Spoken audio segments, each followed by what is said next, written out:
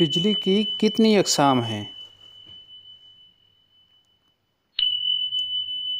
इसकी टोटल 2 अक़साम होती हैं। नंबर 1 AC यानी अल्टरनेट करंट, जो कि ट्रांसमिशन लाइंस के ज़रिए हम तक पहुंचती है। और नंबर 2 DC या डायरेक्ट करंट, जो कि सोलर प्लेट्स के ज़रिए या बैटरी के ज़रिए हम इस्तेमाल करते हैं।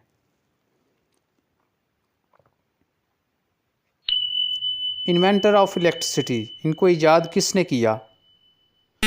लेकिन उससे पहले आपसे रिक्वेस्ट है कि चैनल को सब्सक्राइब और वीडियो को लाइक और दोस्तों के साथ शेयर करना मत भूलिए। तो चलिए देखते हैं कि इनको किसने ईजाद किया। थॉमस एडिसन, इस बंदे ने कौन सी करंट ईजाद की? DC current. तो DC का इन्वेंटर थॉमस एडिसन है। निकोला टेस्ला, इस बंदे की ईजाद कौन सी करंट?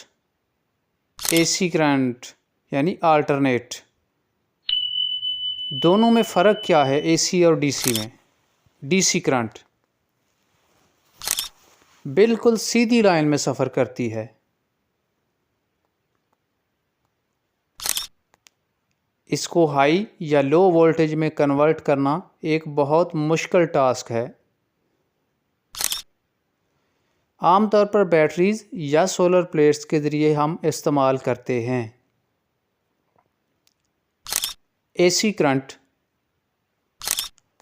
सीधी लाइन नहीं बल्कि वेवी लाइन में सफ़र करती है। इसको हाई या लो वोल्टेज में ट्रांसफार्मर के ज़रिए कन्वर्ट किया जा सकता है और आमतौर पर घरेलू और इंडस्ट्रीज़ में ये इस्तेमाल हो रही है। जनाब, तो इनके सिंबल क्या हैं? AC करंट का सिंबल सीधी लाइन और उसके नीचे वेव बनी होती है, और DC करंट का सिंबल ऊपर सीधी लाइन और उसके नीचे डॉटेड सीधी लाइन लगी होती है। क्या वॉर ऑफ करंट? जी हाँ, निकोला टेस्ला और थॉमस एडिसन के दरमियान इस बात पर जंग रही कि कौन सी करंट डोमेस्टिक और इंडस्ट्रियल पर्पस के लिए इस्तेमाल की जाएगी। इस दौर को वॉर ऑफ करंट का दौर कहा जाता है। तो आपके ख्याल में ये जंग किसने जीती? थॉमस एडिसन ने या फिर निकोला टेस्ला ने? तो अपना आंसर कमेंट सेक्शन में कमेंट करके दीजिए। Thanks for watching.